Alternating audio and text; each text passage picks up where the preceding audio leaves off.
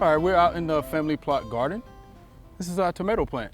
It is always a good practice to mulch your tomato plants. And before we put down the mulch, I want to remove some of the nutsedge that we have around our tomato plant here.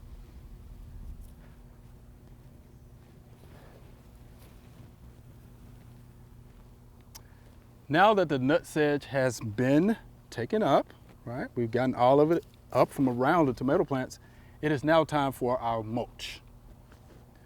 Now you can use any type of organic mulch. So again, you need no more than 2 inches. It helps to conserve soil moisture. It actually also helps to regulate soil temperature. And of course, it will help to suppress weeds.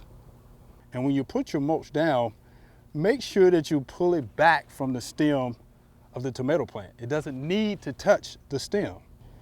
And of course, by conserving soil moisture, right, and soil temperature, it helps with the tomatoes, right? Because those tomatoes will not crack, right? Because again, the mulch is helping it to conserve the moisture that is in the soil.